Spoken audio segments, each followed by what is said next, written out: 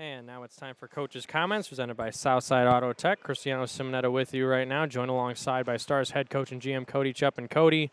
We know the story to this one. The Stars lose 5-4 against the Omaha Lancers.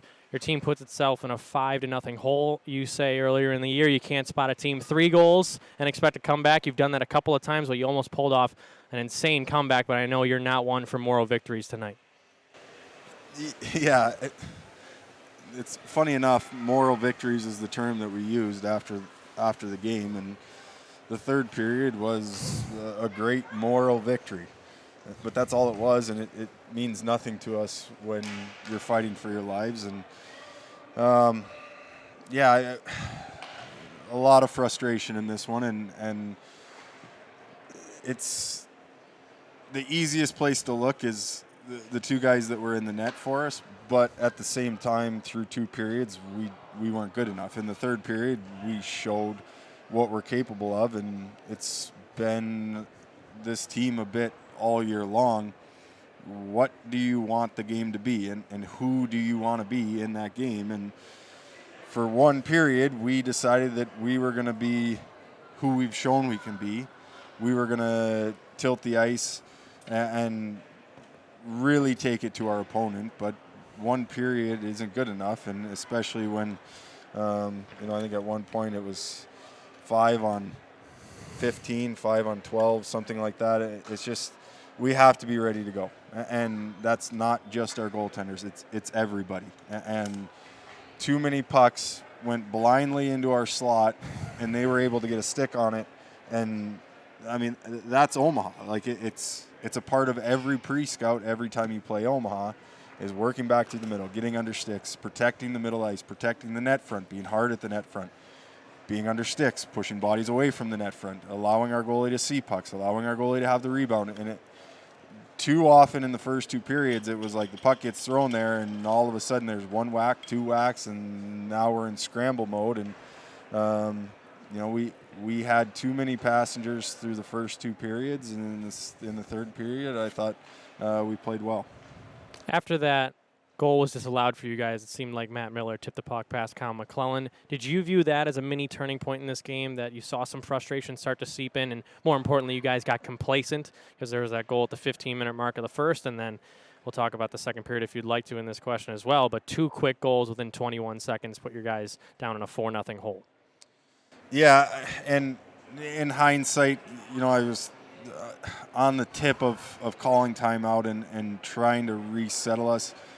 Thankfully, we got a media right after that. We knew it was coming, so it was kind of like, let's get through 30, 40 seconds, and then, we can challenge them and scream at them and do whatever we wanted. Then the glass goes out, so there's another break.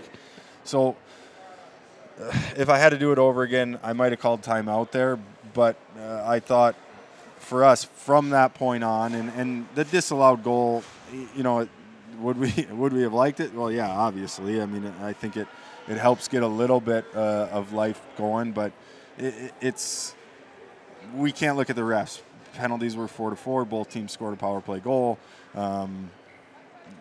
Special teams were deadlock even, but for us, it's our 5-on-5 game, and it's our willingness to be who we're capable of all the time, and it's not a physical attribute as much as it's a mental attribute. And tonight we weren't good enough to start mentally. We weren't committed to what we know we have to be when we play Omaha. They're going to try to outcompete you. They're going to try to win those hard areas of the ice, and through 2 periods they did that. And I think the real turning point in the game was probably their second goal, where it's just, we spend too much time in our zone. We don't get the puck out on a couple of attempts, and then all of a sudden a wrister goes in from the blue line.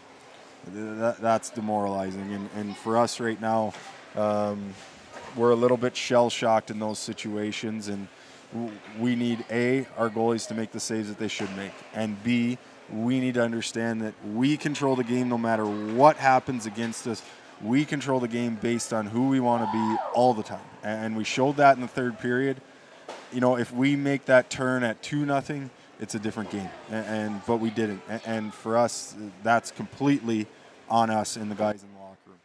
A couple of guys told me this week that it's not hard to wake up for these games. You don't need a lot of motivation. And do you think that could be counterintuitive sometimes because you get yourselves too high, too amped up for a game like this when you need to start off maybe even-keeled, not take too many of risks to start the game, even though the first period, to be honest, you played a solid period. You outshot them 9-6. But do you think when the lights get a little too bright on these guys, because, again, they're kids, they're going to have to learn as they ascend through their college careers as well as their maybe even pro careers, that you have to be ready when the puck drops and you have to block all that noise out? Yeah, what I think the emotion in the building does and the excitement of a rivalry game like this, what I think it does is it I don't know if it gets us too amped up, but there's a lot of distraction leading up to the game. So between when we're talking about what they're going to do and what we need to do, there's a lot that's going on. And even though there's constant reminders and different things like that, it's very easy to be distracted and all of a sudden be paying attention to, well, it's just a hockey game, instead of staying focused on what your job is within the game and how you help us succeed as a group. It's not, the lights can't distract you from the job at hand, and it can't take 2 periods for you to settle in. So could you blame the lights and the excitement and the energy and all that stuff? No, because both teams are experiencing it, and it's different for those guys at home because they have a chip on the road, because they have a chip on their shoulder. They have something to prove. But nothing comes easy in this league, and if we haven't learned that by February, shame on us, because we have the ability as long as we're focused on what we have to accomplish. So it's not an excuse, and there's no way it should take you 2 periods to figure out what you're going to be. One last question for you, Cody. You get to take on these Lancers tomorrow in Ralston Arena, a building that you've had success in. You got the win in October. You had the game in the third period, ended up losing that game in overtime on January 5th. I asked you a couple of times throughout the year about how important it is to get right back into it after a loss, but safe to say if the guys aren't motivated tomorrow, they really shouldn't be in the lineup, because this is a game where there's so many playoff implications. Every single one of these games are building into the back half of this and a huge postseason push, and your guys have an opportunity to take it to the Lancers and smack them back. A nice counter punch, because safe to say that these guys really took it to your own barn for the second time this season. Yeah, they did, no question, and I think that's where a lot of the frustration comes. Now tomorrow we get to be the team with a chip on our shoulder. We get to go into their building and try to silence their fans and do all the things that they were trying to accomplish tonight.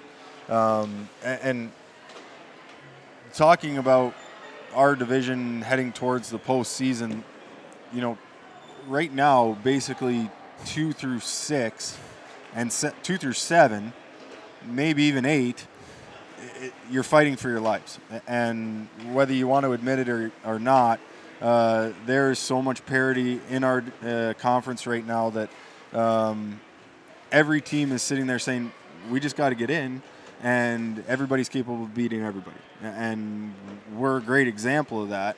But we're focused on tomorrow night, and then we focus on Friday the next week. And that's how we have to work ourselves towards the postseason. The postseason doesn't get here if you don't do your job. And that's what we have to focus on right now. And we have to commit to being ourselves. And I sound like a broken record. I hate that I've said it this much. But ultimately, to me, that's what it is. Tonight is a prime example of that. We can be whoever we want to be, but within that, we can be really, really beatable, or we can be darn near impossible to beat. And it's an easy decision, right? So is one a lot easier than the other? Yes. But is the reward in the second part of that that much greater? Absolutely. And, it's frustrating to play partial games with a group like this who I know I've said from the start I really like. So